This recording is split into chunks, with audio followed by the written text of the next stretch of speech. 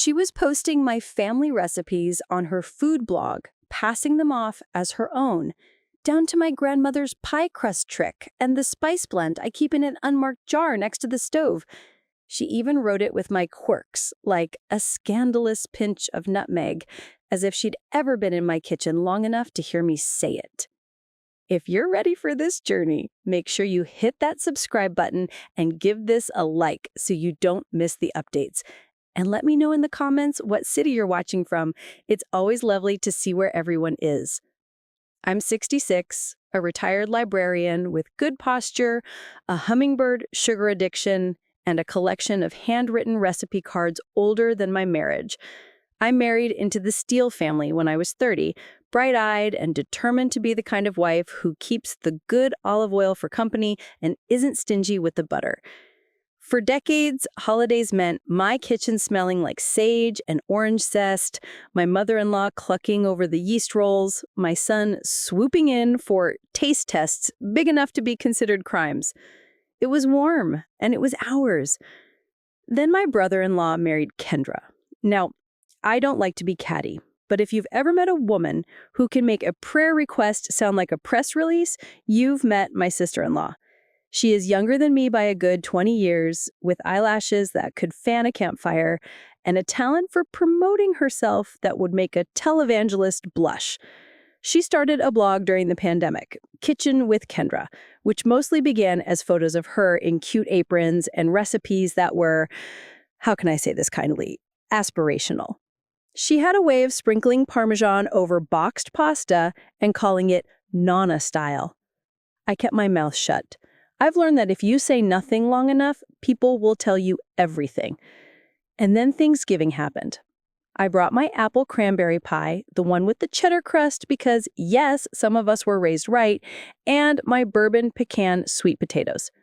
After dinner, while I was washing my good Pyrex in their sink, because if you leave it, you'll never see it again, ask any woman over 50, I looked up and saw Kendra filming on her phone. She had one of those little ring lights clipped to the cupboard, and she was angling my pie toward the lens like it owed her money. "That is gorgeous," she breathed, tapping to focus. "I can't wait to share this with my followers." "Do you need the recipe?" I asked, drying my hands and keeping my voice pleasant. "Oh," she said, without looking at me, "I'm pretty sure I know how you did it." It was a small sentence, but it sat in my chest like a bad oyster.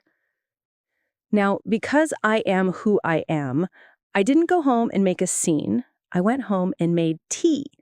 I pulled out the turquoise biscuit tin that holds my recipe cards, every corner bent and luminous with grease and memory, my grandmother's hand, sharp loops and decisive lines, my mother's cautionary notes like, "Watch the oven, runs hot." My own additions over the years, like the time I realized Meyer lemons are basically God's apology for winter. I set the tin on the table and I made a list.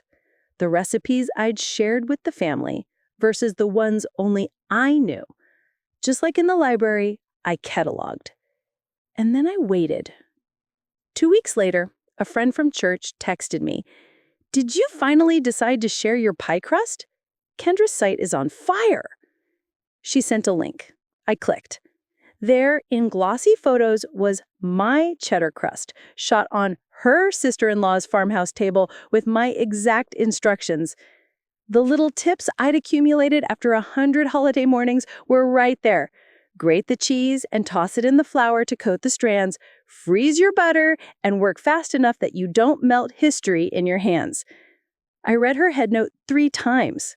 She wrote, "This is my personal favorite, a little trick I picked up in Vermont years ago."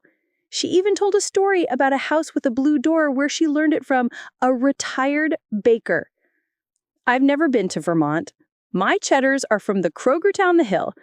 The rage I felt was so hot it almost cooked the screen. I mentioned it to my husband, who did that man thing where he tries to fix the wrong problem. He offered maybe she was inspired. Inspiration happens all the time. This from the man who once claimed my chicken pot pie as his contribution to a potluck because he drove it. Bless his heart. I took a breath and left it, People do foolish things, and they sometimes do them where you can see. But the next week, her blog posted Kendra's cozy winter chili, my chili, right down to the spoon of cocoa powder, which I stole from a Texan woman in 1989 after a quilting bee and never admitted. Comments flooded in. Genius, you're a natural, queen. Meanwhile, I had 40 years of splatters to prove I'd done the work. I sent a private message. Hey, sweetie, I typed, I noticed you've been sharing some recipes that look a lot like mine. Could you give me a little credit? A footnote would do. She didn't respond right away, which told me she'd seen it and was crafting a performance. When she finally did, it was a masterpiece of non-apology. Auntie, and let me say for the record, I am not her aunt, I'm so sorry if it seems like overlap. Food is communal. None of it is really ours, right? I think of it like we're all inspired by each other. Love you. I said nothing, but a phrase my mother used to say came back to me. Darling, people will keep their hands in your pockets until you slap them with a ledger. I found my ledger. I printed out screenshots of her posts, I bookmarked my original Facebook photos with timestamps, I pulled the recipe cards and took photos, not because I planned to show them, those cards are private as a diary, but because it felt like armor. I don't light many candles these days, but I did that night and set one by my grandmother's rolling pin. It made the house smell like something good was about to get its comeuppance. Kendra got bolder. She started talking on Instagram Live about being self-taught and finally stepping into her power. She announced a partnership with a local TV's morning show, Kitchen with Kendra, as a weekly segment. If you've ever felt your teeth go cold like they did when you were little and lied to your teacher and knew you were caught, that's how I felt watching her hold up my cast iron skillet like a trophy. She wasn't just stealing food. She was stealing the part of me that had fed people and been thanked. I called my best friend Eileen, who has been my counterweight for 30 years. I told her everything. She listened, made the sympathetic sounds in all the right places, and then said, "What are you going to do about it?" "I don't want to hurt her," I said, which was half true. The other half of me wanted her to step on a Lego daily until the end of time. "You want justice," she said. "There's a difference, and you're allowed it." So I gave myself permission to be methodical. Here's the thing about being a librarian. You learn to understand provenance. Where a story comes from matters. Recipes are stories you can eat, and provenance is traceable through photos, old emails, even church newsletters. I had plenty, but I also knew the internet doesn't care about footnotes. It cares about moments. Kendra was manufacturing them a la mode and serving them with captions about hustle. If I was going to pry the spoon from her hand, I needed a better moment. That moment came from an invitation.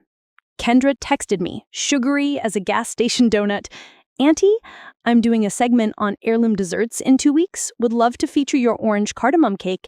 Everyone adores it. Come on the show with me. It'll be fun." The orange cardamom cake is the one my daughter asked for every birthday from 12 to 22. I learned it in a Florida condo with a broken air conditioner and a bag of oranges that wouldn't quit. It's a simple cake with a complicated smell. Sunshine and Sunday school. I had never given Kendra the recipe because I am not stupid. I also knew she didn't ask me on TV because she wanted to share the spotlight. She wanted to stand next to the source and drink the credit through a straw. I said, "I'll think about it." And then I did. I thought about it for 2 days while I tested cake. I pulled out microplanes and zesters and cardamom pods. I tried versions with almond flour, with olive oil, with a little yogurt. My husband wandered through and chewed obediently. "They're all good," he said. "Honey," I said, "they are not." He kissed my cheek and went back to the football game because God gives us variety so we don't kill each other. By Wednesday, I had a plan. A clean, legal, elegant plan. A librarian's revenge. Not loud, but shelved where everyone could find it. First, I wrote Kendra back. "I'd love to come, and I'll type up a short version of the recipe we can put on your site for viewers to print." "Oh, yay," she responded with 8 emojis. "You're the best." Second, I called my friend Teresa, who works in the prop department at the very station where Kendra had booked her segment. Teresa and I used to run the PTA bake sale like Caesar ran Gaul. I told her what was happening. I hate thieves, Teresa said. What do you need? Nothing illegal, I told her. Just normal props.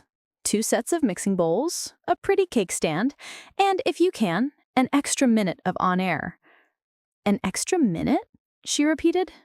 Trust me. Third, I sat down at my old Dell and typed up my recipe for Kendra's blog. I made sure the bones were right, flour, sugar, eggs, butter, but I swapped one ingredient in a way that wouldn't hurt anyone and wouldn't taste like much. I labeled it blue vanilla extract, which is a thing you can buy for novelty baking and kids' birthday parties, the kind that turns your tongue Cinderella at midnight. It tastes like vanilla, because it is vanilla, but it's dyed with a food-safe color. I phrased the note so innocently that even a cautious person might miss it. A tiny splash for color and fun for the kids, I wrote. Optional, but I like it. I locked the real extract in the pantry and tucked the blue bottle beside it. Before you say it, yes, I considered the ethics. I was raised by a woman who taught me not to waste my tricks on people who won't taste them. But let's be clear, this was food coloring. Not laxatives, not allergies, not harm. Just a small, safe vanity, the sort of silly ingredient influencers live for. And it would do exactly one thing. It would expose Kendra as someone who didn't test, didn't read, didn't respect the craft. If she did read carefully and tested, she'd come ask me about it, and we'd have a different conversation. If she didn't, well, camera adds 10 pounds, so I figured it could carry the weight of irony. I sent her the document. A day later, she posted orange cardamom heirloom cake to her blog, with my text, my measurements, my blue vanilla extract for fun. The comment section blessed her Bart. Women said things like, I made your pie, Kendra, and my husband finally said he loves me, which, frankly, is a counseling issue, not a cooking one. She replied to each with heart emojis and, you've got this, babe. When I arrived at the station the following Thursday, Teresa met me in the lobby with a hug that said everything without gossiping. She had arranged the set with the exact items I'd asked for, including a pretty little bottle of blue vanilla, which she had decanted into a vintage-looking container with a label that might as well have read, Gotcha. It reads great on camera, Teresa said, eyes twinkling. Looks like a secret. Kendra swept in 5 minutes later, breathless and camera-ready. She air-kissed me and said, You're a lifesaver, Auntie, which is the kind of thing people say only on the way to the gallows. She wore a cream sweater and lipstick the color of expensive jam. She had 3 assistants in tow. One to hold her bag, one to take behind-the-scenes footage, and one who I think was just there to compliment her sleeves. We ran through the steps with the segment producer, a woman named Celeste, who has the weary eyes of anyone who has ever booked a clown and a senator on the same day. Celeste said, We need you to be at the pour by minute 2, in the oven by 3:30, and plating by 5. We've got an in-and-out interview with the weather guy about an ice storm at 5:30. Ice storms, Kendra said knowledgeably, are so chic. Celeste did not respond. We set up. My mise en place was perfect because I'm a grown woman. Kendra's station looked like a Kate Spade ad.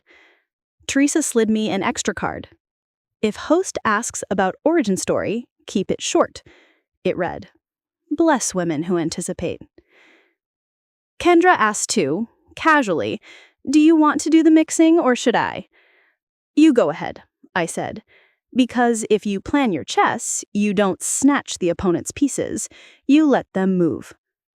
Perfect, she said, visibly relieved, because whisking gives you something to do with your hands while you perform sincerity. 5 minutes to air, I was zested and ready. Kendra shimmied her shoulders like a prizefighter. We're going to be great, she told me, like she was the captain and I was a rookie. And Kendra, like I was mentioning the weather, don't forget the blue vanilla. Viewers love a fun twist. She winked. Already in the plan. My heart behaved like a drumline, not from nerves, from something almost like joy. The kind you feel when a story finds its ending. The red light blinked on. The host did his intro in that sing-song television voice. If your sweet tooth needs a little something special this winter, our own Kitchen with Kendra is here with a family heirloom cake recipe that promises to warm your heart and your home. And she's brought along her lovely aunt, cousin by marriage, I corrected sweetly. Her lovely cousin by marriage, Margaret, who inspired this recipe. Kendra beamed. Thank you, Brad. Today we're making an orange cardamom heirloom cake that's dear to my heart. She turned to me. Isn't it, Auntie? It certainly is dear to my family, I said, then smiled straight into camera one, like it owed me rent. We moved through the steps. Flour, baking powder, salt, sugar and butter, creamed, eggs one at a time. The smell of citrus hung in the studio like an old song. I zested in tidy curls and thought about my daughter's 12th birthday party and the way her braces flashed when she blew out the candles. I thought about my mother, who loved cardamom because it felt fancy. I thought about how many women have fed people and never gotten the byline. We got to the liquid. Kendra picked up the little glass bottle Teresa had decanted. It was a soft fairy tale blue. And here's my secret, she told the camera. Just a splash of blue vanilla extract. It's optional, but I like the color. She tipped it in. The batter swirled and blushed like a morning sky. I kept my face placid and my hands busy. I wanted the moment, not the mess. If justice doesn't look clean, people get confused. And we have one ready to go, Brad said, with the flourish of all television hosts. Teresa handed him the finished cake I'd baked the night before. The real recipe, no tricks. It was glazed with orange syrup and studded with thin slices of candied peel like a crown. We plated a slice, steam ghosting up. Kendra picked up her fork. Moment of truth, she said. Careful, I said, without looking at her. It's still warm. She took a large bite, then another, because, say what you will about Kendra, she commits. She closed her eyes for the camera, hummed, and said, "Oh my gosh, that is moist," which is not a word I allow in my house, but I tolerated for the sake of the bit. Brad took a bite and made appreciative noises. The segment wrapped with the speed of live TV, the way time folds in studio lights. And the recipe is up on Kendra's blog, Brad said, pointing at camera 3. We'll link it on ours too. Thanks for joining us, Kendra said. She covered the plate with her hand possessively, as if someone might leap from the weather desk and steal her cake. The red light went off, and the studio relaxed around us like a corset unlaced. She picked up the bottle of blue vanilla and sniffed it, then laughed. That really is such a cute touch, she said to me sotto voce. You're brilliant. You're welcome, I said, and began to clean my area, old habits being what they are. And then, as the crew reset for the ice storm segment, and a production assistant yelled something about traffic, I saw it happen out of my corner of the eye. A blur of blue at the corner of Kendra's mouth. She took another hasty bite off camera. Television is hungry work. And this time, the gloss of the frosting kissed the side of her lips, tinting them. Subtle at first, like a popsicle stain in July. Then she licked her lips twice, and the color deepened. A ring of robin's egg blue bloomed like a secret making itself known. Teresa caught my eye and raised her eyebrows. I rinsed a bowl, calm as a cat in a sunbeam. Kendra peered into her front-facing camera, checking her lipstick. She blinked, tilted, blinked again.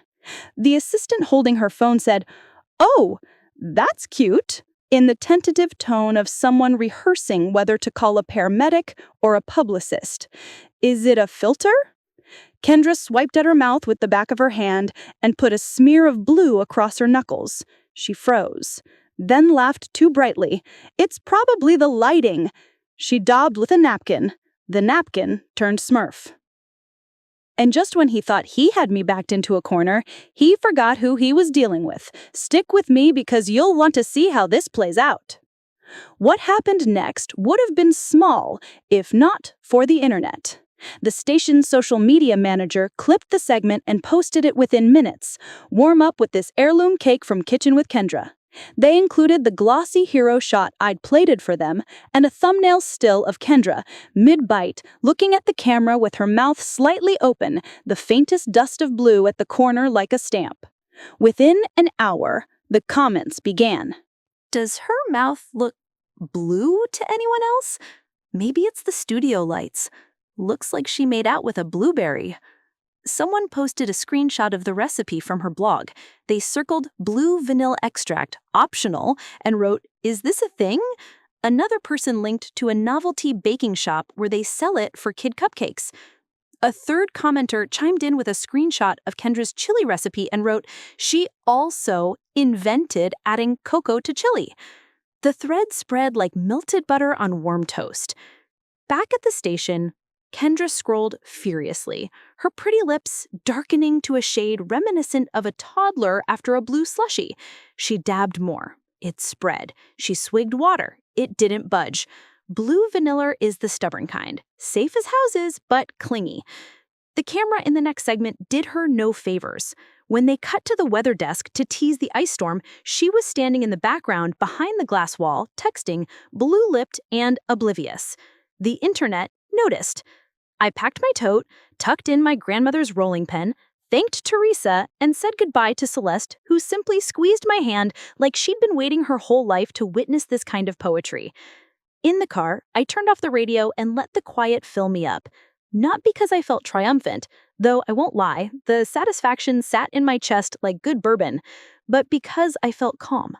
There's a kind of justice that doesn't need to be shouted to be heard. You set the table, you let them eat, they tell on themselves with their mouths full. At home, the inbox waited for me like a dog at the door. There were messages from friends. "Is this you?" with 10 exclamation points. From my daughter. "Mom, did you do something?" And from an email address I didn't recognize, pr@kitchenwithkendra.com, with the subject line, "Urgent, clarification." I made tea. I answered my daughter first. "Sweetheart," I gave her exactly what she asked for. Then I opened the email. It was a draft of a statement they were considering posting, full of words like whimsical, on trend, and playful color. They were trying to spin it as intentional, a fun, kid-friendly tweak. I smiled. To be fair, that is exactly what it was, if you read the recipe and knew what you were doing. But the problem wasn't the tweak, it was the thief. I closed the email without replying. I don't feed trolls or PR firms. I feed people who are hungry. By supper, it had reached the local gossip site. They're the kind of people who can make a school board meeting feel like the Met Gala. They ran the headline, "Kitchen with Kendra's Blue Period," which I have to admit is art. The comments turned. Folks started asking where she learned her recipes. Someone posted my original Facebook photo of the cheddar crust pie from 2017 with the caption, "Looks familiar." Another person found a church newsletter from 2008 with my name next to "Orange Cardamom Cake, Recipe by Margaret Steele." The breadcrumb trail was writing itself. Kendra texted me at 9:14 p.m. "Auntie, can we talk?" I put the kettle back on and thought about whether she deserved the warmth of my voice. I called Eileen instead. "It's happening," I said. "Of course it is. You set the stage, now let the show run. And remember," here her voice softened, "don't let them rewrite your story while you're still holding the pen." I slept better that night than I had in months. When you're a woman past 60, people think your boundaries are movable fences. It's a strange cultural memo. Smile, be grateful, be useful, be quiet. I decided I was done being quiet about my own labor. What Kendra didn't understand is that recipes aren't just ingredients, they're time. And time, mine, my mother's, my grandmother's, isn't something you list in a headnote and call original. The next morning, I woke to a storm of messages. The station had posted a clarification. Yesterday's segment featured a novelty ingredient that may have resulted in temporary coloration. Completely safe. Recipe link here. Safe? Yes. Temporarily colorful? Yes. But the comments under the post weren't about the blue anymore. They were about attribution. Whose heirloom is it? Credit the source. Stop stealing from older women like we can't see you. By noon, Kendra's blog was updated. A small, italic sentence had appeared beneath the title. Inspired by Margaret Steele's family recipe. No link, no apology. A bandage on a broken leg. That afternoon, I put on my shoes, picked up my tote, and drove to a place I hadn't been in a while. A small law office 3 blocks from the library where I used to work. The lawyer's name is Constance. She is 61, wears brooches like armor, and has a handshake like a firm promise. We'd met years ago when she helped our committee stop a developer from turning the library's parking lot into luxury condos. She likes mischief when it's tidy. I laid out my file, screenshots, time-stamped posts, scans of recipe cards with the dates visible, our text messages, even the guest book entry from my daughter's 12th birthday, which mentioned the cake by name. I'm not out for blood, I told her, but I am done being taken. I want to set a record, and if there are profits tied to my work, well, I think I've earned a say. Constance examined everything with the patience of a saint and the focus of a hawk. She said, "You have a strong claim on the writing. Those instructions are distinct. The voice is distinct, and she reproduced it without permission." She looked up. "We can send a demand for takedown and proper attribution. Depending on ad revenue, we can discuss disgorgement. We can also propose a licensing arrangement if you want to be generous." "Generosity is for people who say please," I said. "Right now, I want boundaries." She nodded and drafted a letter while I watched, lines crisp as pastry. There is a satisfaction in seeing your grievance translated into well-chosen words. It feels like standing up straighter. And I will tell you this. The letter wasn't even the heart of my plan. It was just the place card. The real dish was still in the oven, and when it came out, the whole house would smell like consequences. He was about to get exactly what he deserved, and I had a front row seat. Don't go anywhere. I'll be honest, I didn't expect the letter to land like a cast iron skillet dropped on a tile floor. Constance sent it on a Friday at 3:02 p.m., which she calls the hour of decision. Too late for a comfortable same-day pivot, too early to pretend you didn't see it. It was crisp, specific, and polite the way a traffic cop is polite when he's already written the ticket. By 3:19 p.m., my phone lit up with an unknown number. I let it roll to voicemail. At 3:26 p.m., a text from Kendra, "We need to talk like family. I feel totally attacked." At 3:41 p.m., an email from pr@kitchenwithkendra.com, subject line, "Unauthorized use claim, we can work this out." I put the kettle on, then I did what I do best. I organized. See, the thing about a good library is that it's full of systems, invisible to the casual visitor. Dewey Decimal doesn't brag, it just does. So I made myself a quiet little catalog at the dining room table. Folders labeled blog text, images, TV segments, social posts, holiday files, MISC. I printed what mattered and slid it into clear sleeves.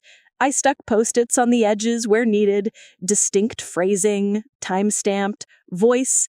I put it all into a cheap accordion file that creaked like a church pew when I opened it, and then I put that into my tote. Women like me are accused of being sentimental about their totes, but a tote is a mobile office, a shield, a ship. I called Constance. "They're calling," I said. She replied, "They will. You'll say the following: please direct all communication to my counsel. Then hang up. We'll handle the rest." Should I worry? She laughed, a short, surprisingly merry sound. Margaret, the day I start worrying about a blogger with a blue tongue is the day I trade my brooches for beads. You have the facts. We'll proceed. I did as instructed. When the unknown number called again, I answered, said the sentence, and pressed the red button before she could say brand alignment. My heart skittered and then calmed. Boundaries taste like peppermint when you first learn them. By Saturday morning, the station had emailed me. A careful note from Celeste, the producer with tired eyes. It began, "We're reviewing source attribution policies for sponsored recipe segments. Could you confirm whether the orange cardamom recipe is your personal creation?"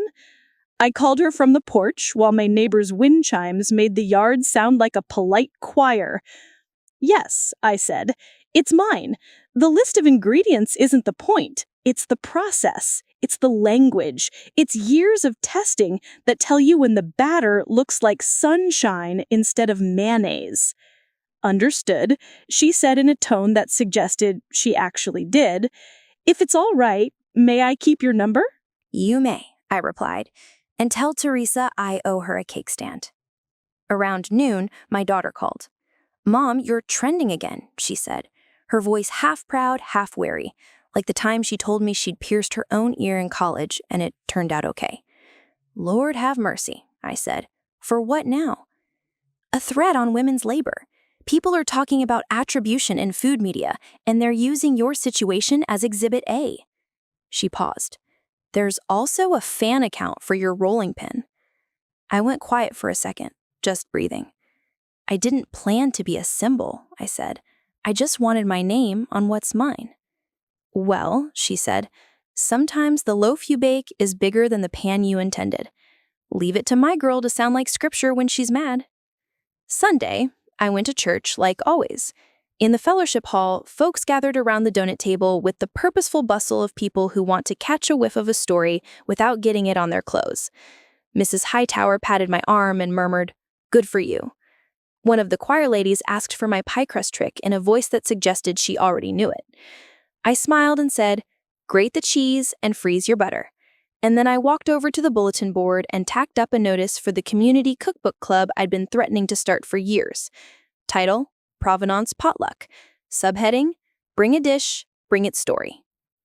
By Monday, Constance had received a reply from Kendra's legal representative. Less polished than ours, more noise than note. Words like inspiration and common domain populated the paragraphs like weeds. Constance highlighted one sentence and forwarded it to me. "Any similarities are incidental and due to the general nature of cooking." She added a single line of her own. "We'll educate them." "Now," Constance said when I stopped by her office that afternoon, "we will take a two-pronged approach. First, takedowns of the blog posts that reproduce your text near verbatim. Second, a demand for proper credit and a percentage of ad revenue on the posts that can be proven derivative of your expression." "Ad revenue?" I asked, arching a brow. "You'd be surprised," she said. "Her site runs ads. She sells affiliate links. If you can tie the clicks to your recipes and your writing, there are numbers to be had." I felt something old and stubborn stand up inside me. It wasn't greed. It was value. I said, "Let's count." We filed the GAMCA notices on Tuesday, 3 for now, the pie, the chili, and the cake. Constance likes to pace her moves the way my mother liked to baste a turkey, steady, deliberate, with a clock only she can hear. I learned quickly that the internet has its own gears. One platform took the posts down within hours, another asked for more information. The third sent a limp auto-reply and then did nothing. Constance was ready for all of it. She had templates, she had teeth. While the letters and forms went out, I made myself useful in a different way. I set up a simple blog, not a glossed thing with animated banners and paid pop-ups, just a clean white page with good photographs taken near my sunniest window. I called it Index Cards and Iron.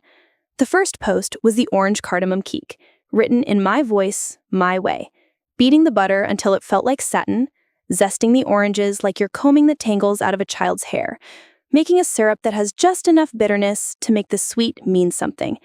I included a photograph of my grandmother's recipe card, Just the top half, my hand covering the ingredients list like a modest woman at a neckline. The caption read, "Some family things get shown, some get shared, and some you have to earn at the sink." I turned off comments and added a note at the bottom. "If you make it, send a photo. I'll print it and put it on my fridge." That's the kind of platform I know how to maintain. Ink, magnets, and a door you can close at night. Within a day, my inbox filled with emails from strangers, photos of cakes sat on flowered counters in kitchens from Bakersfield to Bangor. Women wrote me stories. My mother used to put cardamom in her coffee. I haven't baked in years since my hands started aching, but I tried this and felt like myself. I'm 72, and my granddaughter said, "Grandma, your cake tastes like sunshine." I printed each one, put it on my fridge, and wrote back. No emojis, full sentences, respect. And just when he thought he had me backed into a corner, he forgot who he was dealing with. Stick with me, because you'll want to see how this plays out. On Thursday, the station aired a new Kitchen with Kendra segment. It was a pivot, fast and frantic, 3-ingredient weeknight pasta. She was using jarred sauce and calling it rustic, like that word could sand down the fact that you opened it with a grip and a prayer. I didn't watch it live. I went for my walk past the library, past the park bench where Eileen and I supervised toddlers 2 decades ago, past the diner where they know my order is tuna on whole wheat and an extra pickle. When I got home, there was a voicemail from Celeste. "We're scaling back Kendra's segments for now," she said gently. "Station policy. Also, off the record, if you ever want to pitch something, well, call me." I smiled. Not because I want to be on TV, heaven forbid, I do not, but because possibility makes your shoulders settle. Being wanted for the right reason is like being ladled soup when you didn't know you were hungry. That evening, my husband, in his ongoing aim to be helpful, suggested a terrible idea. "What if you do a truce dinner? Show unity. Let bygones be bygones." I asked, "Would we serve crow?" He winced and then grinned sheepishly. "Fair." "Sweetheart," I said, "I am not out to socially execute her. I just want a clear ledger. This is mine." On Thursday, the station aired a new Kitchen with Kendra segment. It was a pivot, fast and frantic. 3-ingredient weeknight pasta. She was using jarred sauce and calling it rustic, like that word could sand down the fact that you opened it with a grip and a prayer. I didn't watch it live. I went for my walk past the library, past the park bench where Eileen and I supervised toddlers 2 decades ago, past the diner where they know my order is tuna on whole wheat and an extra pickle. When I got home, there was a voicemail from Celeste. "We're scaling back Kendra's segments for now," she said gently. "Station policy. Also, off the record, if you ever want to pitch something, well, call me." I smiled, not because I want to be on TV, heaven forbid, I do not, but because possibility makes your shoulders settle. Being wanted for the right reason is like being ladled soup when you didn't know you were hungry. That evening, my husband, in his ongoing aim to be helpful, suggested a terrible idea. "What if you do a truce dinner? Show unity. Let bygones be bygones." "Are you kidding me?" I said. "Unity with someone who stole my work? What would we serve? Crow?" He winced and then grinned sheepishly. "Fair." "Sweetheart," I said, "I am not out to socially execute her. I just want a clear ledger. This is mine. You took it. You will not take again.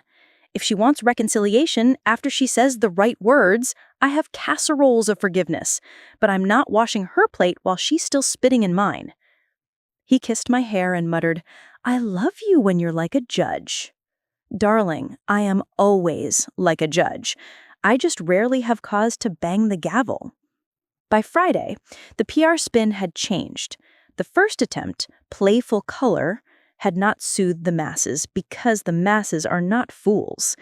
Now they posted an apology, the kind that reads like a press release, because it is one. "We're sorry for any confusion around recipe attribution. We're inspired by so many home cooks and family traditions. We will be more careful going forward." It ended with a photo of Kendra holding a wooden spoon and looking like she'd lost a contact lens. A friend sent me the post with the note, "Bench warmer apology. No actual playing." I laughed out loud in my kitchen, which scared the cat. Then I printed the post and slid it into my accordion file under the tab labeled "Evidence of No Learning." That weekend, I hosted the first Provenance potluck in our church basement. I set 8 folding tables end to end and covered them with the white cloths that only come out for funerals and Christmas. I cut flowers from my yard and arranged them in pickle jars because pretty doesn't have to be precious. People came with Pyrex and Tupperware and those aluminum foil pans you buy when you mean it. On each dish, they taped an index card, not with the recipe, but with the source. My Aunt Lila, Kansas City, 1972, brought to every baby shower in the family. Church Bulletin, St. Mary's, 1998, copied from Southern Living but changed the sugar. My husband's diabetic. We lined the cards up like footnotes. You could feel the posture in the room, the way backs straighten when people feel seen. Eileen stood and tapped her spoon against her glass. "Tonight," she said, "we honor the work that goes into feeding folks. We are not gatekeeping, we are gate naming. May your name be on your dish and your dish be served hot." Everyone cheered like we'd just invented dinner. Halfway through, Teresa slipped in late with a tray of lemon bars, kissed me on the cheek and whispered, "You're everywhere this week, in the best way." She told me the station had implemented a new policy. Any recipe featured must include on-air mention of origin and a visible source line on the website. She said they called it the Steel Standard. Interns started the nickname. It stuck. I laughed so hard I had to sit down. Then I wiped my eyes and put a lemon bar in my mouth to quiet my heart. On Monday, Constance called. "We received their counter," she said. "They're willing to remove the posts in question, but they balk at revenue." "Of course they do," I said. "They put work on layaway and call it theirs." "We'll give them a choice. Take down and publicly apologize with correct attribution, or license your text and photographs retroactively for a fee and place attribution on all derivative content going forward. If they choose neither, we proceed." "Proceed how?" I asked, though I already knew. "Suit," she said simply. "Small claims on the revenue amounts we can prove, plus injunctive relief." I exhaled through my nose, a very unladylike sound my grandmother would have scolded me for. Let's give them the choice. That afternoon, my husband and I were half watching a ball game when my phone buzzed again. It was a number I recognized this time. My brother-in-law, Kendra's husband, the man who once brought a tub of Cool Whip to Thanksgiving and called it homemade cream. I answered because life is long and you pick your battles. "Margaret," he began, already exasperated, "what are you doing to my wife?" "Nothing she hasn't done to herself," I said, keeping my tone bright as a kitchen light. "She's losing sponsors," he said. "We had a cookware brand lined up and they paused. The station's cutting segments. She's devastated." I believe devastated is when your house burns down. This is called consequences. She didn't mean to. She meant to post, to profit, and to take praise. She didn't mean to get caught. He sputtered and tried a different tactic. "Family should stick together." "Family should not steal from family," I said, steady as a metronome. "Tell Kendra to email my lawyer. I'm done with this conversation." And I hung up, then patted my husband's knee like he was a good dog for not chiming in. He looked at me and grinned. "I married a general." "Baby, you married a librarian." We win wars in silence. By Wednesday, something interesting happened. An email from a woman named Alana arrived in my inbox with the subject line, "Former Assistant." My stomach did that small flip you get when a recipe looks like it's about to break, but then you whisk and it comes together. I opened it. "Hi, Margaret," it began. "You don't know me, but I interned with Kendra last year. I managed her content calendar and, well, I quit for moral reasons." She went on to detail her job, sourcing recipes from blogs and older Facebook posts, refining language, removing unique stylistic flourishes that might trigger detection, backdating image metadata so it looked older. I read with a mixture of nausea and a strange sharp relief. She attached a spreadsheet labeled Kitchen Content Master with a list of posts and their sources in a hidden column, including mine. Next to my pie, m.steele, FB 2017, with the note, Change Scandalous Pinch, too distinctive. I sat back in my chair and stared at the cat, who stared back like a furry judge. Well, sweetheart, I told her, there's the pudding with the proof inside. I forwarded the email to Constance with the single line, "Would this assist our case?" Constance called me within minutes. "It assists like a life jacket assists a drowning man," she said. "We'll add it to the file. If this goes to court, it's damning. If it stays out, it's leverage." Do we need to protect this young woman? I don't want her eaten alive online. Her choice, Constance said. I'll ask if she's willing to sign a statement. We can anonymize if needed. I wrote back to Alana myself. Thank you, I said. You did the brave thing when you quit. If you want to be kept out of the mess, I will respect that. If you want a reference for future jobs, I'll write you one that will make you sound like the best thing since pre-cut parchment. She replied an hour later. Please keep my name out of it for now. But yes, you can use the spreadsheet. Good girl, I thought. Get clear, then get loud if you want. Your timeline, not theirs. By Wednesday, for the first time in weeks, I baked for no reason. I made biscuits just to feel the dough under my hands and the way it surrenders when you ask nicely. I ate one with honey, standing at the counter in my nightgown like my mother used to. There is a comfort in simple work. Flour, fat, salt, and a hot oven reminding you that transformation requires heat and time. 2 days later, Kendra posted a video, a real apology. The thumbnail showed her face without makeup, hair in a ponytail, internet liturgy for contrition. I didn't watch it. Eileen did and summarized while we shopped for onions. She cried, Eileen said, dropping a yellow onion into my cart with satisfying authority. She talked about women supporting women and mistakes were made and being inspired by their elders. She never said your name. Then it was a performance, I said, selecting a bunch of parsley and sniffing it like it might answer back. She apologized to the idea of accountability, not to the people she stole from. People can be sorry without being accountable, Eileen said. But then they're just sorry, not changed. The morning of the workshop, I arrived early and sat in the back row. It was in a rented co-working space with exposed brick and the personality of a staged home. Women filed in wearing sweaters and hope. I recognized several from church and a few from our Providence potluck. They waved at me, delighted, like they'd spotted a celebrity in the wild.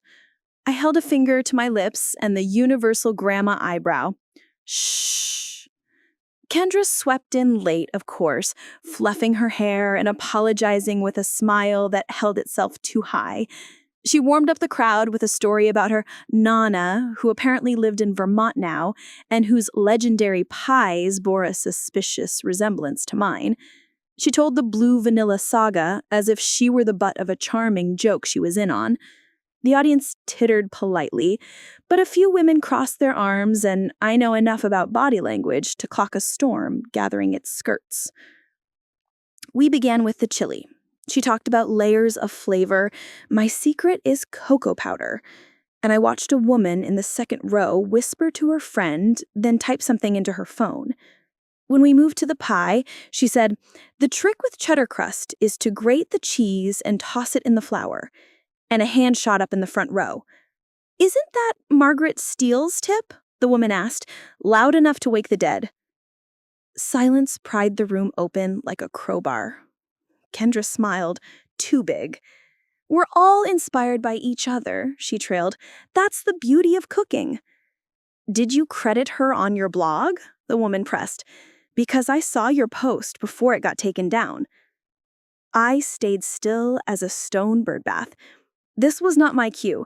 I wanted her to say the quiet part out loud. Kendra's smile wobbled. She said, "We updated the post. It says inspired by." She pivoted like a ballerina with a pebble in her shoe. Let's talk about orange cake. She started in on the head note I could recite in my sleep because I wrote it. I learned this in a sunny kitchen in... She stopped. A young woman in the back, messy bun and hoop earrings, raised her hand without waiting to be called on. That story is in our church newsletter from 2008, under Margaret's name. I scanned the archive. She looked straight at me, the way you look at a professor when you want to give her an apple. I stood up then, because there are moments in life when you don't hide in the stacks. "Good morning," I said, my voice carrying like a hymn. "I'm Margaret. That cake is my family's. That pie is my trick from 1989 when I was trying to impress a Texan. I'm thrilled you all want to learn, and I love that you love food. But if you're paying money for this class, you deserve the truth about what you're buying." No yelling, no theatrics, just a verbal recipe.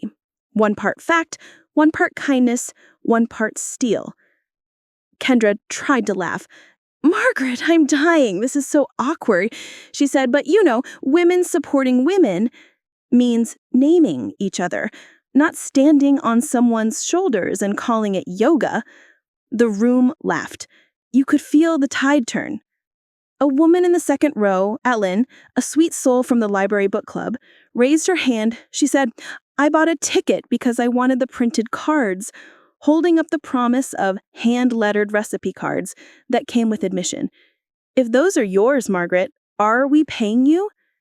"No," I said. "Not yet." The murmur in the room became a sound, a low freight train of discontent. She blurted, "I'm happy to refund everyone," the words tumbling over each other like toddlers escaping a van. "We'd like that," someone said. She scrambled.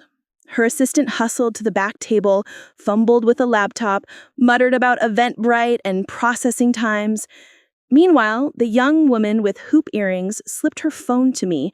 On the screen was a recording of Kendra reading directly from my text.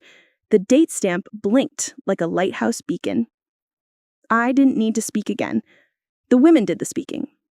It was death by 1,000 gentle aunties. Give credit. Don't charge for what isn't yours. You can teach us without pretending you invented the wheel.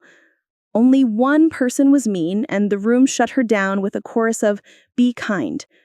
I stood, still, present, the way you stand at a counter while a cake decides if it will rise. At the end, we all left with nothing but our coats.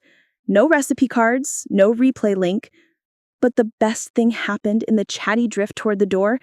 6 women gathered around me and said, "If you ever want to teach a real workshop, we'll pay you in cash, casseroles, or both." I went home and made soup from the bones of a chicken and the heel of a Parmesan rind. My house smelled like victory, the way some houses smell like despair.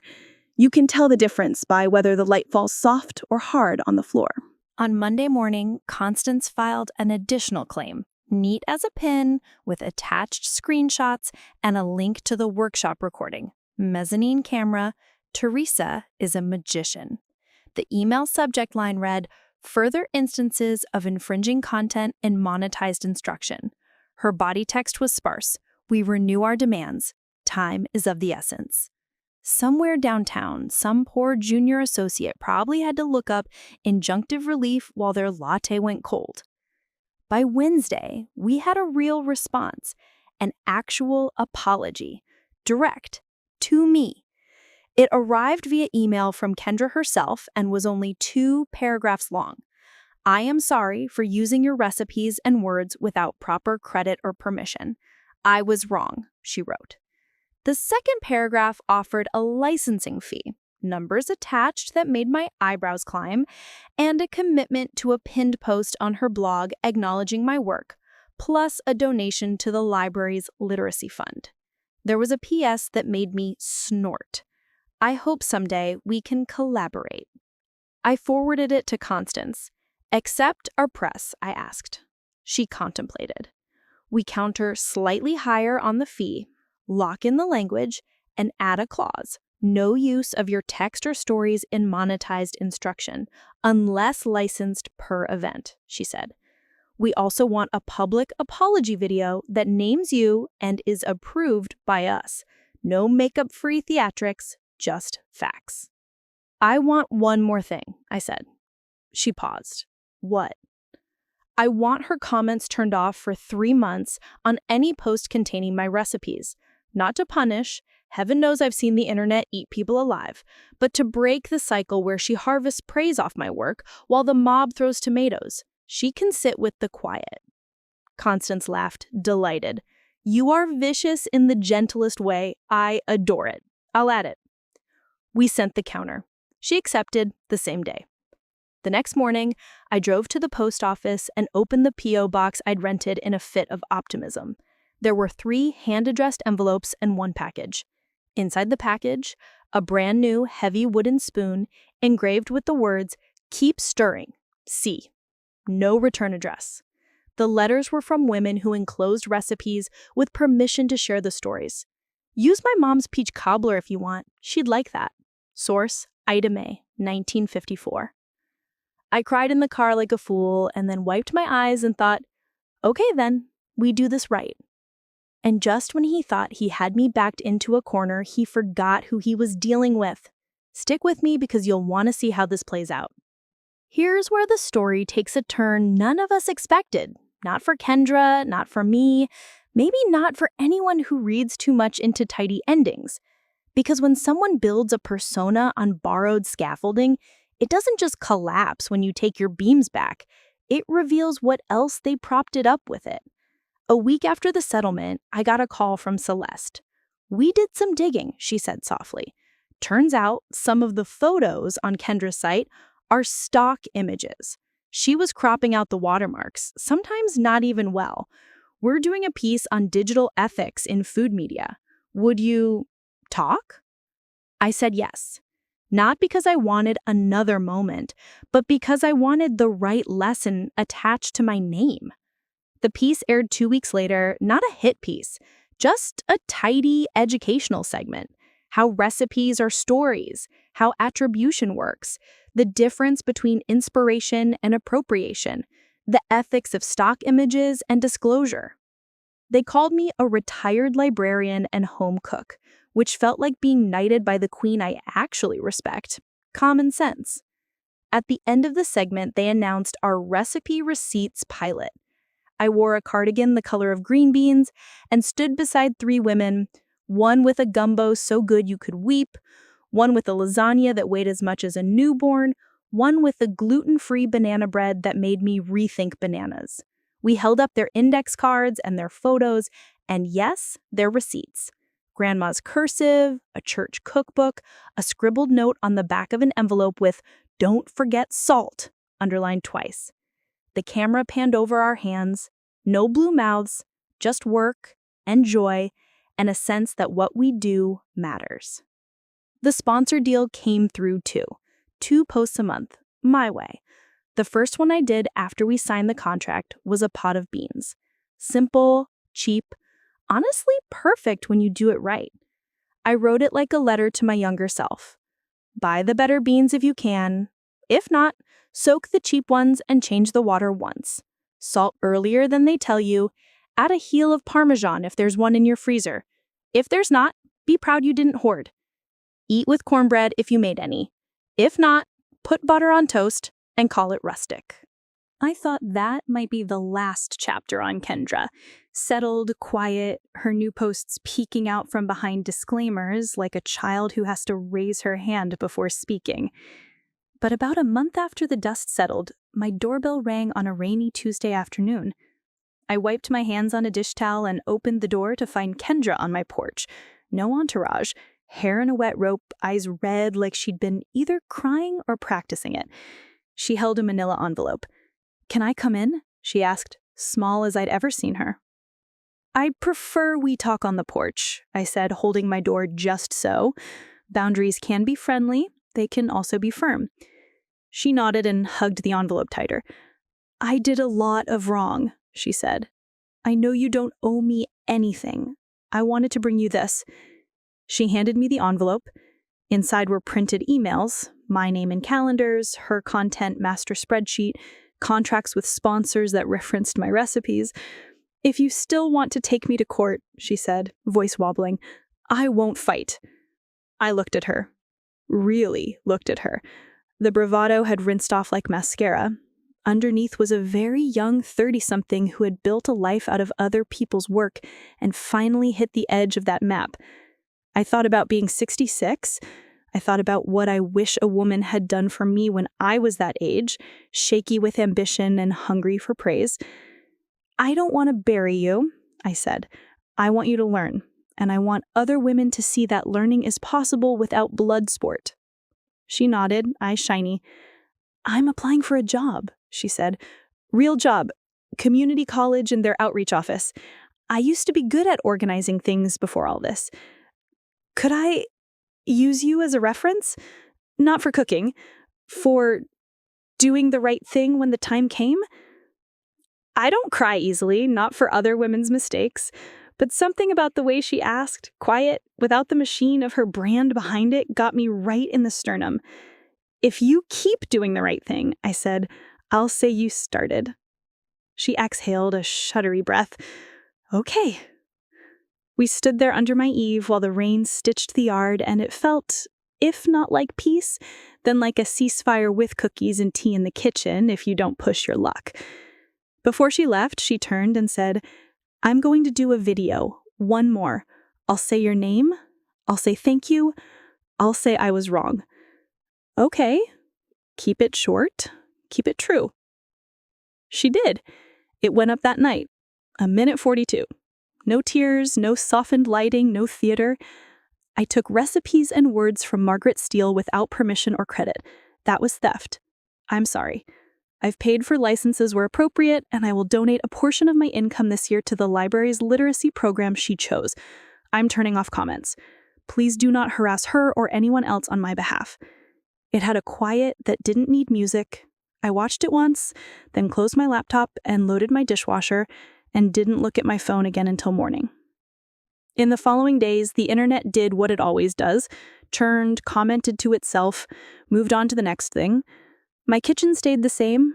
The cat discovered the warm spot on top of the fridge again. The roses outside began their second bloom, battered and beautiful. I did my shopping, wrote my posts, answered letters. I went to the library to switch out a stack of mysteries, and the girl at the desk slipped me a note. Thanks for showing us how to keep our names attached to our work. And here's the twist I promised in the beginning, the one that still makes me chuckle when I stir my coffee. A month later, our Providence potluck got too big for the church basement, so we moved it to the community center. Guess who volunteered to set up tables and pick up ice? Kendra! She wore jeans and a t-shirt and a tired ponytail, and she put out chairs like an ordinary person helping with the thing that isn't about her. When we did the circle at the end where folks share who taught them to cook, she went last. I learned from the women in this town. Some I gave credit to too late. I'm learning. I'm trying. No one clapped. We nodded. Which is better? What I learned in this is something my grandmother surely knew and never thought to say out loud because it was obvious to her. Revenge that teaches is sweeter than revenge that scorches. Blue vanilla fades. A name on a recipe card lasts. I thought that would be the neat bow on a messy box. License signed, apology filed, peace returning like a cat after a storm. But life rarely sticks to my preferred shelving system. It keeps trying to wedge itself sideways on the wrong ring of the binder, and you have to take the whole thing apart to make it lay flat. A week after the porch conversation, I got an email from a name I didn't recognize. Eden Walsh, Senior Acquisitions, Hearth and Table Press. The subject line, a modest proposal with pie. I almost deleted it because anyone who opens with Swift in the subject is either cute or trouble. She turned out to be, but Miss Steele, she wrote, I've been following the discourse around Providence, and I've sampled the orange cardamom cake, the chili, and the cheddar crust pie, courtesy of my very enthusiastic partner, who insists I inform you she has never seen me lick a plate until now. Would you consider a small book? Working title, Index Cards and Iron, Recipes with Receipts. You choose the pace, we do not ghost. You write your way, stories and all. We'll send a real ender with a red pencil and a kettle. I sat there with my glasses perched on the tip of my nose, reading the email twice. Then I hit reply before my caution could nag me quiet. Dear Eden, I am 66 and allergic to hustle. If that's acceptable, we can talk. She called that afternoon. She was older than her signature suggested. I could hear it in the pleasant gravitas of her voice. I'm 58 and allergic to nonsense, she said. We'll get along. We talked for an hour about cookbooks we loved. Marcella like a stern aunt. Edna Lewis like a church lady who tells you the truth and then feeds you to recover from hearing it. She said the word advance in a way that didn't make me feel like I was being sold a timeshare. She asked if I had a table of contents in my mind. I told her what I knew. Beans, soups, cakes, pies, the section on the trick I learned from somebody's aunt, with proper footnotes. A chapter called Potluck but Make It Honest. She laughed. There's a spine here, she said. We can build on that. I told her I had one condition. I don't want this to be a subtweet of any one person. If Kendra belongs in a paragraph, it's not a paragraph I want to write. Good, she said. We're not in the vengeance business. We're in the clarity business. We agreed to draft a proposal. 10 recipes, a few essays, a sample chapter, some photographs taken in my real kitchen with my real counters, laminate, not stone, and thank you very much. I hung up, put the kettle on, and allowed myself a tiny, undignified dance in the kitchen. The cat watched, judgmental. I twirled anyway. And just when he thought he had me backed into a corner, he forgot who he was dealing with. Stick with me because you'll want to see how this plays out. 2 days later, a certified letter arrived. The envelope was expensively thick, the way a man with a convertible thinks it makes his hairline look better. Inside, a notice of opposition from a law firm I didn't know, on behalf of Kitchen with Kendra LLC, stating that they had filed to trademark Steel Heirloom TM for use in printed recipe cards, live and virtual cooking instruction, aprons, kitchen textiles, and related goods. Reader, I had to sit down. Not because I was surprised, that ship had sailed, but because the audacity was like hot dishwater in a cut you forgot you had. Steele is my married name, yes, but it's my name. I have been answering to it longer than she's been legally drinking. And heirloom is the kind of word you should have to show a birth certificate to use. I drove straight to Constance's office with the letter in my tote. She read it, went still, then put on her reading glasses, the way a knight buckles on a sword. She filed 2 weeks after the apology, she said. Either she didn't know her lawyer did this, and that's a whole other problem, or she knew and thought you wouldn't see it. Which is worse, I asked. Ignorant and cavalier are twin beds in the same shabby motel, she said. We'll oppose and we'll make it public. I blinked. Public? Margaret, you've become a standard bearer whether you like it or not. This isn't about one blogger anymore. This is about whether a woman who cooked for 40 years has to ask permission to put her name on a dish towel. She pushed the letter back to me with one neat finger. Do you want the Steele standard to be a real thing? Because this is how you do it. I took a long breath. Let's do it tidy. Tidy, as it turns out, involves paperwork that could wallpaper a gymnasium. Constance filed a notice of opposition with the USPTO, citing prior use and likelihood of confusion, with exhibits that included my blog, the church newsletter, and, my favorite, a photo of my daughter's 10th birthday cake with orange and cardamom spelled in shaky icing like a ransom note from 1999. We attached letters from women who've been making my recipes for years, dated and signed with addresses like small-town novels. We did not mention blue vanilla. Tempting as it was, this wasn't theater. It was a ledger. We also sent a letter to Kendra's counsel. Withdraw the application immediately, or we will add this to our public statement regarding misuse and misappropriation. The sentence sat there on the page like a judge with a pencil. Well, that cooked. Eden and I worked on the proposal. She sent an editor, Nora, to my house with a legal pad and a camera that looked like it could see your soul and ask for a bibliography. Nora was 40, maybe, with the calm of a person who has cut needless adjectives from men's writing for 2 decades and survived. She took pictures of my hands, my stained index cards, the dent in my sheet pan I refuse to replace because it bakes biscuits perfectly uneven. She suggested I write a short essay called A Dishwashing Manifesto. I said, I can do that in my sleep. In the middle of photographing a pot of beans, the steam kept fogging her lens and making the scene look like a faith healing, my phone buzzed with a text from an unknown number. Heard about the trademark? That's low. A minute later, another number. If you want to make a fuss, we can help. Food Media Union. I put the phone face down beside the salt. I didn't want a fuss. I wanted a record. 3 days passed. No reply from Kendra's counsel. The application remained live, as the USPTO website cheerfully puts it, like a wire someone forgot to cap. On the 4th day, I got a voicemail from Kendra herself. I didn't know, she said, rushing. It was my manager. I told him to build the brand. He said... She stopped, exhaled. I'm calling the lawyer now to withdraw. I'm sorry. I didn't call back. I texted Constance. She's withdrawing. Constance replied with a thumbs-up emoji, which on her felt as radical as a tattoo. The withdrawal posted the next morning. Constance sent a brief public note. After opposition, the applicant withdrew its attempt to trademark steel heirloom. Names matter, provenance matters. The local gossip site ran a header, "The steel standard holds."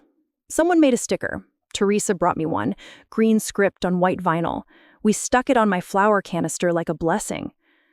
And just when he thought he had me backed into a corner, he forgot who he was dealing with.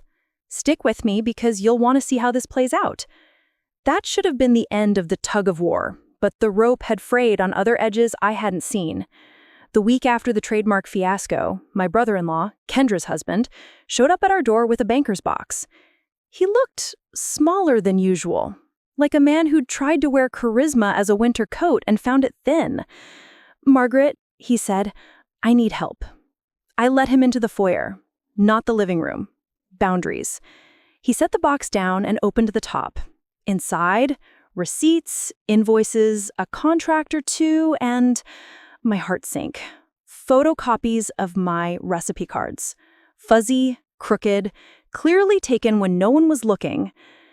He scanned your box at Mom's last Easter? He blurted. I told her not to, but he lifted his hands like surrender.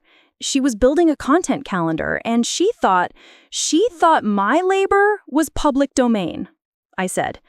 He nodded, miserable.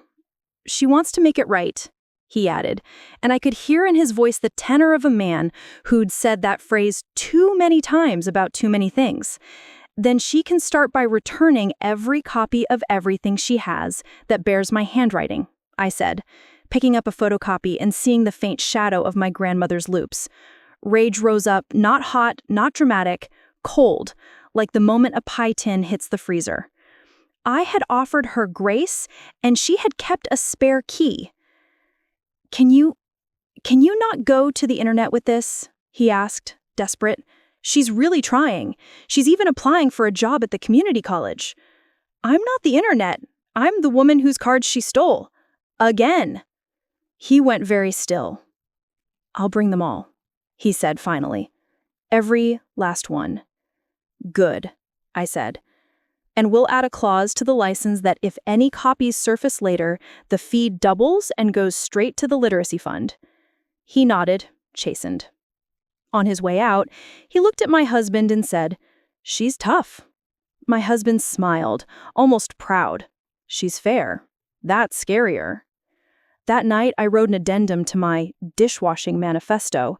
If you borrow a ball, you return it clean. If you borrow a recipe, you return it with thanks. If you photocopy someone's heart, you don't get to call it yours. Eden loved it. She said, "Put that on a tea towel. We'll retire on embroidery." While all this churned, life did the decency of being ordinary around the edges. Our neighbor's granddaughter sold us Girl Scout cookies with the fervor of a tiny lobbyist. I taught my friend's widower how to make chicken and rice without turning it into paste. The Providence potluck menu turned delightfully weird. Someone brought Frito pie and wrote Debbie, Bowling League, 1983 on the card, like a benediction. The station filmed our recipe receipts pilot in a woman's real kitchen with a fridge covered in magnets from roadside attractions. When the host said, "Where did this recipe come from?" she pointed to a faded Polaroid of her mother in a kitchen with yellow linoleum and said, From that woman right there who had exactly 2 good pans and could feed 6 on a bag of rice in a miracle. One Tuesday, while I was photographing biscuit dough, the light was good, the cat was nosy, Eden called. "The proposal is strong," she said, "but we need one more anchor essay. Something big, a story that holds the spine together." "I have one," I said slowly, "but I've never told it. It's not about Kendra. It's older." "Older is better," she said. "Older has receipts." I made tea and sat down with my grandmother's tin, the one with the recipe cards. At the very bottom, under the index card for icebox cake, church, do not give to Alma, there was a folded paper I hadn't opened in years. A letter my grandmother wrote to her sister in 1959 about a woman at church who had copied her lemon bar recipe and put it in the county fair under her own name. "I didn't say anything," my grandmother had written in her beautiful script, "because I didn't think anyone would care. But I cared. I still do." In the margin, in my mother's handwriting decades later, it said, "Mom, we always knew they were yours. Are." I swallowed hard. There it was. The inheritance. Not just recipes, but the feeling of being invisible on a table you set. The ache of it passed down like a pan, seasoned and heavy. I wrote the essay in one sitting and sent it to Eden, who sent back 2 notes in the margin. Yes, and God, yes. As the book proposal took shape, something else did too. A quiet, stubborn idea that I fought at first because I am not, by training or temperament, a joiner. Eileen kicked me under the table at lunch and said, "Start the registry." I pretended not to understand. She kicked me again. "The registry," she said. "An online index where people can log recipes and stories. Not the ingredients necessarily, just the provenance. The simple form, a date, a name, a photo if they want. A place to plant a flag without giving the whole garden away." I sighed, because sometimes your best friend is right in a way that will make you do work. "Fine," I said. "But it'll be simple. No logins, no nonsense. Just a ledger." We called it the ledger because neither of us is cute enough for puns after 5 p.m. Teresa's cousin built us a straightforward website in 2 evenings. We seeded it with 12 entries, mine, Eileen's, a few from the potluck women, 3 from the library ladies who ran circles around me in the quilting department. We put a quiet link at the bottom of my blog. Claim your recipe story. We did not announce it anywhere else. Within a week, we had 200 entries. Within a month, 1,200. A photo of a faded index card that just said, "Ham loaf, Bertha." A typed sheet labeled, "Pound cake, do not overbeat," Mildred said. A text screen grab from a cousin who dictated the gravy method over the phone on Thanksgiving while 3 small children screamed in the background. We approved everyone manually, because we are not fools and trolls are bored, and we printed the best of them and taped them to my office wall like stained glass. And just when he thought he had me backed into a corner, he forgot who he was dealing with. Stick with me, because you'll want to see how this plays out. Then came the invitation that tilted the whole table. The county fair board asked me to sit on the baking judges panel. It's the sort of thing that sounds cute until you realize you're being asked to decide whether someone's life's work good enough's its way into a blue ribbon. I said yes, with a healthy mix of honor and dread. They sent me a packet the thickness of a church bulletin. Inside, categories, rules, last year's winners, and the curious note, "This year we will be piloting a provenance citation. Optional, not scored, but encouraged." A week later, someone dropped a rumor in my inbox like a frog in a mailbox. Kendra was entering. Not as Kitchen with Kendra, but as herself. 3 categories: pies, cakes, quick breads. "She wants to do it the old-fashioned way," the email said. "No cameras, just bakes." I told no one, not even Eileen. I put the packet in my tote and underlined the words, blind judging, then highlighted the sentence that said, entries will be tallied by number only. Names will be revealed after the awards. Good. Boundaries protect both the righteous and the repentant. Judging day dawned like a postcard. Blue sky, white clouds, fairgrounds dust lightly perfuming the air with hay and kettle corn. I wore a serious apron and flats I could stand in for hours. The head judge, an elderly man who'd been doing this since the Carter administration, handed me a clipboard and a fork. He said, "You're new," not unkindly. "We don't get fancy here." I said, "Sir, I'm here for butter, not fancy." We tasted. Lord, did we taste. Pies with lattices neat as basket weave, and pies that looked like they'd been sat on by a disappointed angel. Cakes that sang, cakes that sulked. A pumpkin bread so perfect I wanted to marry it. We scribbled notes. Good crumb. Overmixed. More salt. The judge's litany. Mid-morning, a cake appeared that made the hairs on my arms lift. Orange and cardamom. The crumb looked right. The glaze had that sheen of a syrup brushed on while warm. I took a bite and closed my eyes. The balance was true. Citrus bright, cardamom a murmur, not a shout. Sweetness with a polite edge. Good? The head judge asked, already tallying in his head. Very, I said. And then, because fairness is a muscle you have to keep flexed, I set my fork down and moved on. This wasn't about me. It was about the cake. At the end, scores tallied, ribbons sorted, we gathered on the lawn for the announcements. The head judge boomed into a microphone that definitely belonged to an Elvis impersonator at some point. Pies, a peach that tasted like the sun sobbing into sugar. Quick breads, the pumpkin that could end wars. Cakes, third to a lemon chiffon that floated, second to a chocolate layer that held itself like a promise. First to entry 48, he intoned. Orange and cardamom. The crowd clapped. I clapped. Heart even, breath steady. The baker stepped forward when they called the number, and it was not Kendra.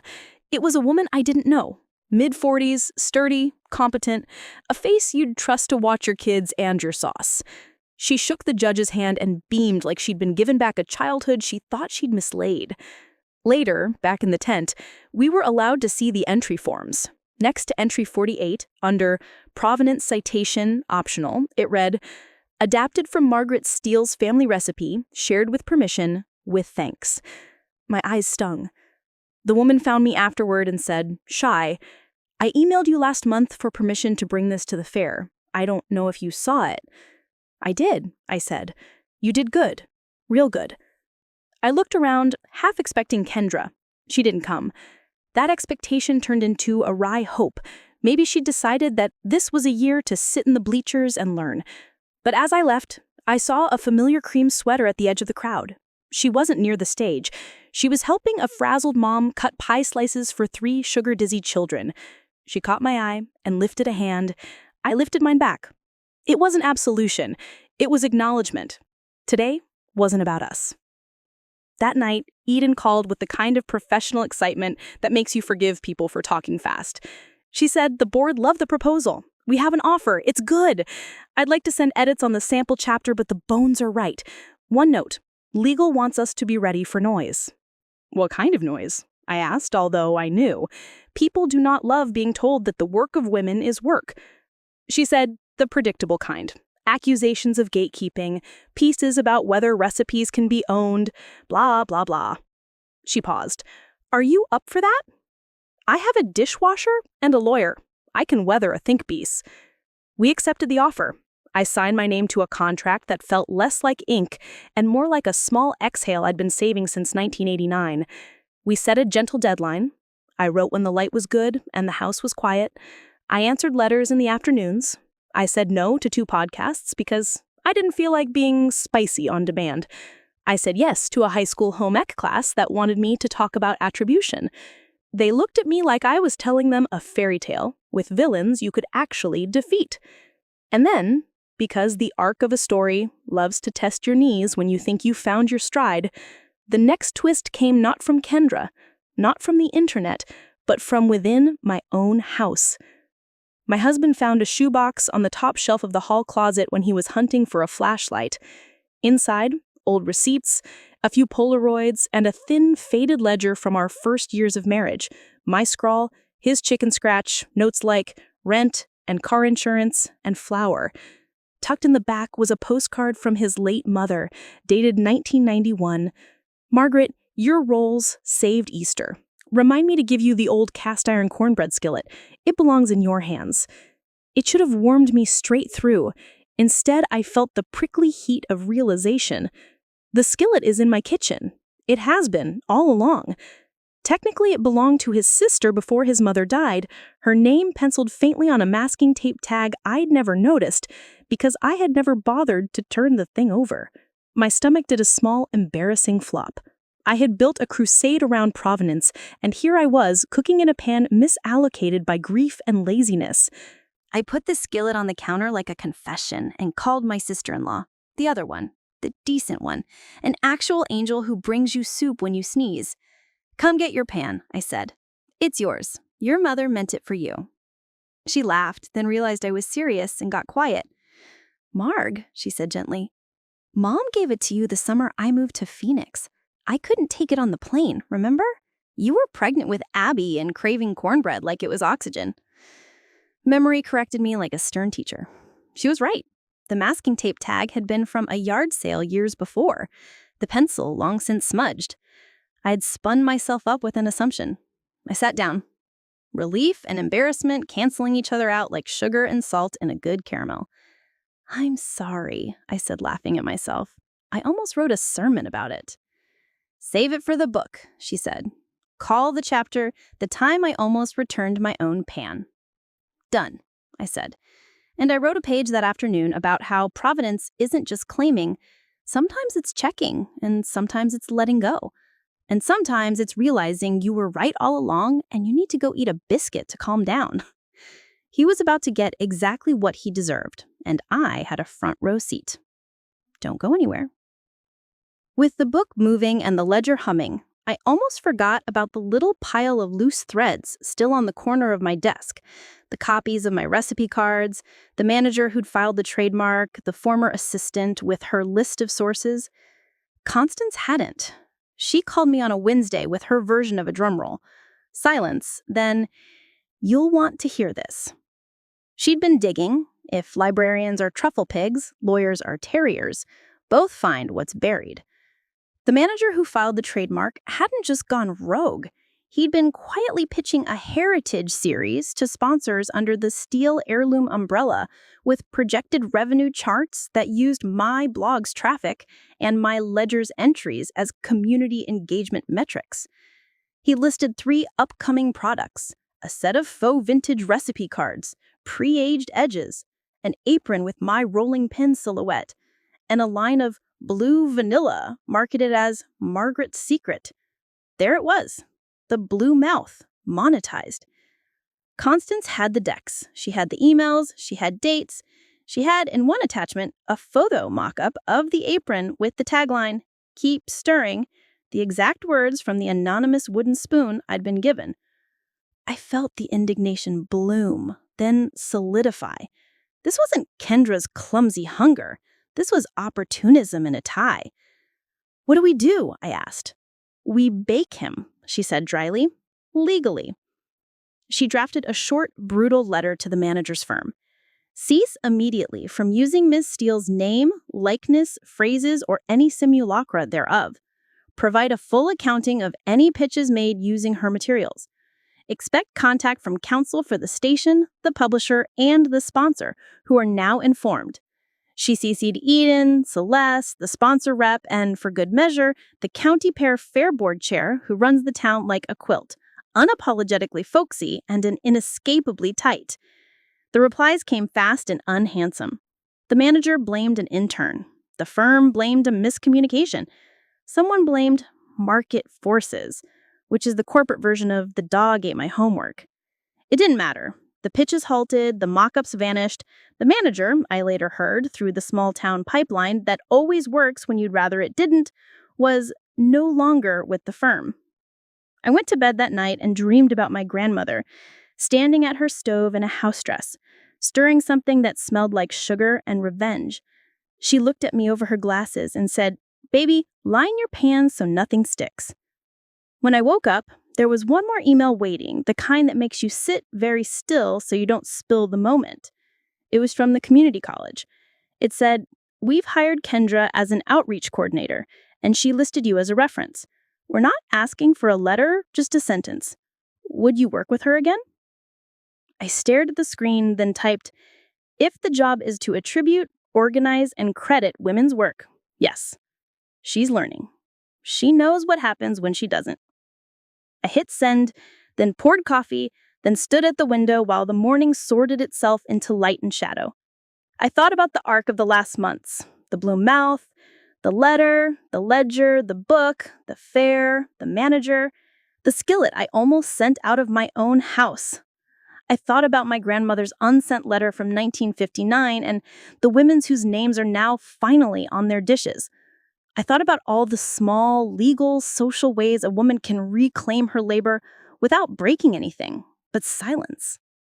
And I thought, because life is good at throwing in a citrus twist when you least expect it, about the one last account still unbalanced. It wasn't legal, it wasn't financial, it was personal. And it lived in a room I hadn't yet opened. My own son, who'd urged me early on to let it go, and now watched, sheepish and newly respectful, as the town called our standard by my name. He'd ask if he could borrow my grandmother's tin to scan the cards for the family mom so we don't lose them. I'd said no, not yet. He hadn't liked that. There was a conversation coming, one that wasn't going to end with an apology video or a license fee. It was going to end with a key. He was about to get exactly what he deserved, and I had a front row seat. Don't go anywhere. I didn't plan to raise a son who thought "let it go" was a strategy. It's a slogan on a t-shirt, not a way to honor a woman's work. But he's my boy. And I remember when he was 6 and thought cinnamon sugar was a magic trick. You don't unlove someone because they're slow to learn. You teach, and you put a guardrail on the stairs. He came over on a Saturday with that sheepish, adult-child posture. Tall man, little boy guilt. He held a grocery bag like a peace offering. I peeked inside. Coffee beans, good ones, and a bouquet that looked suspiciously like the store had a make it right section. "Mom," he started, "I'm sorry I told you to let it go. I was thinking about peace, not justice. Sometimes peace is just quiet people achieve while a woman is washing dishes," I said, not unkind. "You want to scan the cards?" He nodded. "For the family. I'll watermark them. I'll label the ones you say I can label and keep the rest private. I swear." I poured coffee. "Here are the rules," I said, because structure is love in an older woman's dialect. 1, you scan them in my kitchen with my supervision, like I'm a hawk and this is a mouse. 2, you file them in a folder labeled with the source and the year.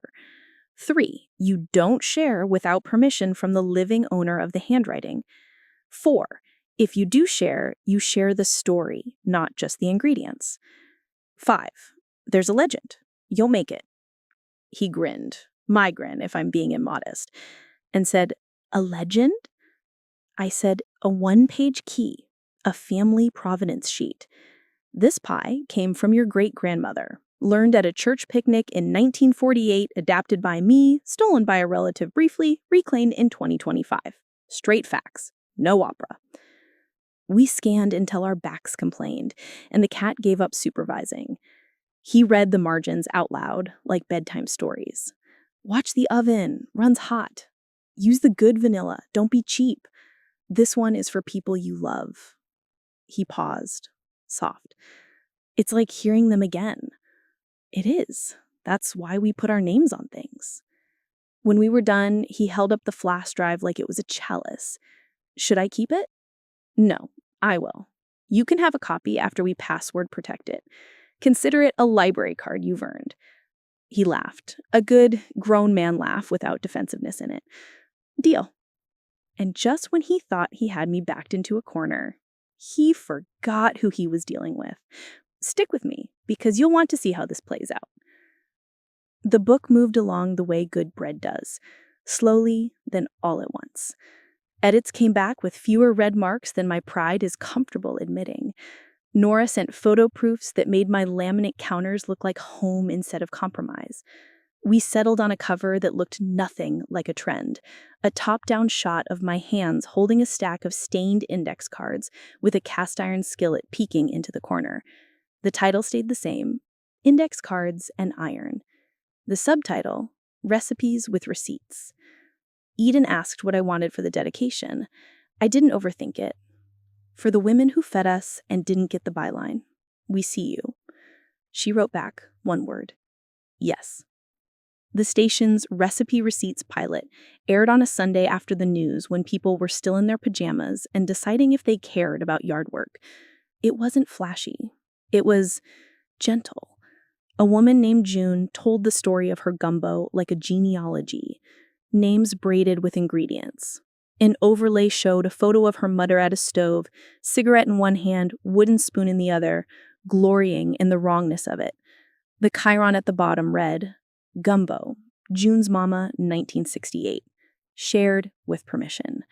The rating surprised everyone, including the station. Turns out, people will show up for food and dignity. The ledger, the big communal index, grew like a sourdough starter, kindly fed by grandmothers.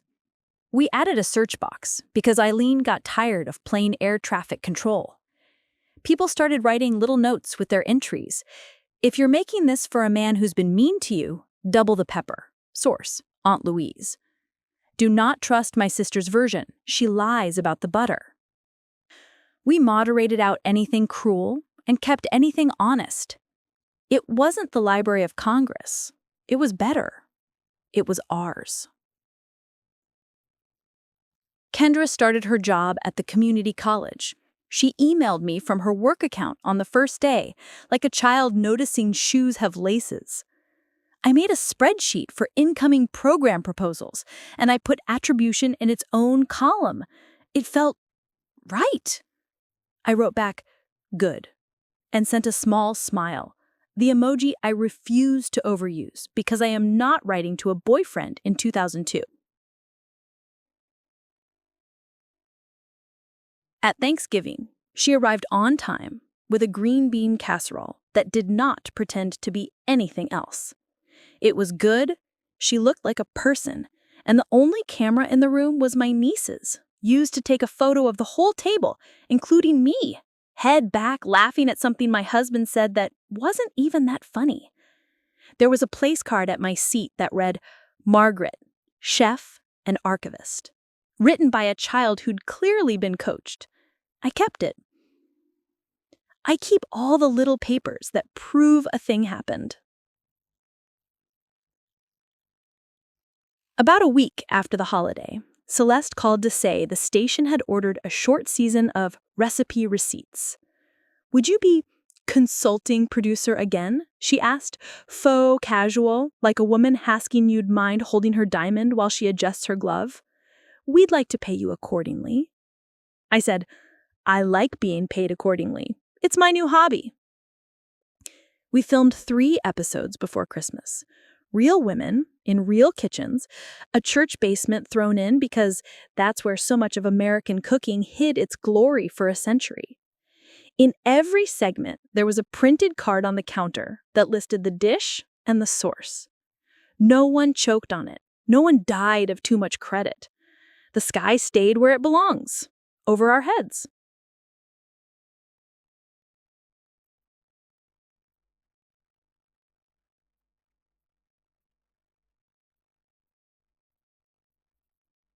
The book galleys went to early readers.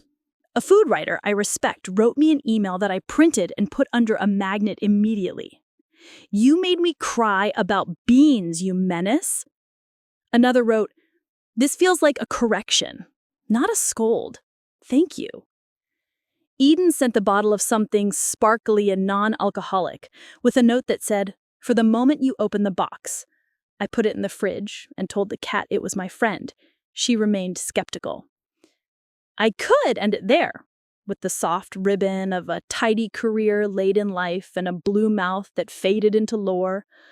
But there's one more ledger entry that belongs in the book and in this story, because it's the piece I promised you, the account that isn't legal or financial, but personal. It came due on a Sunday afternoon, when the house was quiet and the light was doing that winter thing where it slants and makes even dust look intentional. My son asked if he could bring his girlfriend over. "She wants to meet you," he said, which is a sentence a mother hears with equal parts pride and terror. They arrived with bakery boxes because she didn't want to risk a first impression bake. I opened the lid and laughed. Store-bought cookies trying very hard to be homemade. We poured coffee and played the polite getting to know you game. Jobs. She's a nurse. Siblings. 2. Holidays. Split politely, which is harder than gravy. And then she asked, "Did you always know you'd do something public?" She waved a hand, encompassing the blog, the book, the small-town fame that isn't fame so much as it is people knowing what you buy at the store. I shook my head. I knew I'd feed people. That's it. The rest happened because I got tired of women's work being treated like wallpaper. Pretty, taken for granted, and often painted over. She nodded, serious beyond her years. "I see that at the hospital," she said. "Men sign the forms. Women keep the bodies alive at 3 a.m. "Exactly," I said. "So we write our names in the margins. We put our hands on the page." My son cleared his throat. "Mom, I had an idea." Boldness from him usually comes with a window he can jump out of if necessary. "For Christmas, what if we print the family ledger? Just for us. A little spiral-bound thing. Not the recipes, unless the person says yes. Just the stories and the provenance. We give it to cousins and say, sign your entries. Add to it every year. Like a living appendix." I didn't cry. I wanted to, but I didn't. Instead, I reached across the table and squeezed his big hand, like he was still the cinnamon sugar kid who believed in magic. "That," I said, "is exactly how you keep a family from forgetting who boiled the beans." We did it. We called it the Steele Family Ledger, Volume 1. We included my grandmother's 1959 letter and my mother's scribble, and one funny page where 3 aunts argued over the potato salad, and we decided the rule would be, make your version and bring it. We'll eat both. No one gets their feelings hurt with a condiment. We printed 30 copies at the office store because wealth is not the point. Circulation is. Christmas morning, we passed the little books around and watched people go quiet, the way they do when a story walks into the room. My brother-in-law, the decent one, ran his hand over the cover like it might be shy. The other brother-in-law, the one who once brought Cool Whip, cleared his throat and said he wanted to add his mother's fudge when he found the card. Kendra, sitting on the floor in jeans, raised her hand without irony and asked if she could submit Grandma Myrtle's Jell-O salad. And I said yes, on the condition that the provenance mentioned it was a crime against texture we nevertheless love. We ate too much and took naps, and at 5 p.m. I opened Eden's bottle and the box the UPS man had left while we were noisy. The book. My book. I slid the first copy out, touched the cover like it might bite, and put my nose to the paper because I am who I am. I handed a copy to my husband, who did the trick I love where he flips to the acknowledgments first to see if he matters. He did. So did a lot of women with flour under their nails. In January, the County Fair Board officially adopted the provenance citation line. They called it, against my protest, but to my secret delight, the Steele line. The library started a small receipts display case near the cookbooks, scans of old index cards with permission, a sign that read, "Say their names." The community college asked me to teach a one-off called recipe writing for real people. And I said yes, because the syllabus is short. Use verbs your grandma would understand. Don't lie. Credit your sources. The last thing, the part I didn't plan and wouldn't have dared to hope for, arrived in a plain envelope with a stamp from 3 counties over. Inside was a single recipe card, old and soft, the ink faded to the color of tea. At the top, lemon bars, County Fair, 1959. At the bottom, in my grandmother's hand, I kept it. I am keeping it. No note, just the card. I don't know who sent it. Someone who found it in a drawer, maybe, or a thrift store box, or a church file. I pressed my lips together to keep in the sound I wanted to make, and set the card by my grandmother's rolling pin, like I was returning a relic to an altar. I know this part is hard to hear, but it's important. The truth was about to come out, and it was going to be glorious. Glorious in this case looked like a quiet decision. I didn't post the card online. I didn't make a fuss. I put it in the ledger with the simplest caption I know. Found, returned, named. Then I made lemon bars for the provenance potluck and wrote on the index card in block letters, Marion Steele, 1959. Shared by Margaret Steele, 2025. Permission granted. When I put the pan on the table, the room went soft, the way a room does when Grace arrives wearing an apron. As for Kendra, because I know you'll ask, she stayed the course. She shows up early to set chairs now. She answers emails like a grown-up. Once, at the end of a long potluck where people had fed each other with more than food, she carried my tote to the car without making a photo out of it and said, "Thank you." I said, "You're welcome." That's it. That's the whole update. Sometimes character development is boring, and that's how you know it's real. The revenge? It was never about humiliation. It was about correction. Legal, financial, social, and it landed. The blue mouth was a bright, silly mirror. The letters and the license were the ledger. The show and the book are the culture change. The justice wasn't loud. It didn't need to be. It was shelved where anyone who cares to look can find it. Now, when I cook, I don't feel the old ache in the part of me that used to go uncredited. I feel the heft of the pan, the just right drag of a knife through an orange, the hum of a house that has learned to say names out loud. I tap my recipe tin, and it answers back. I feed people, and they feed me with something better than thanks. They tell me the story that goes with the dish. We keep the ledger. We keep each other. If you've made it this far, thank you for sitting at my table.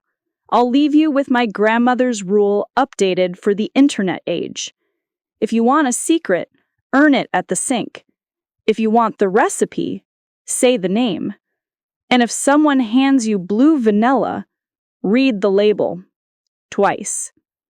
What would you have done in my place? My grandmother told me this story. Thanks for watching this video. Bye bye!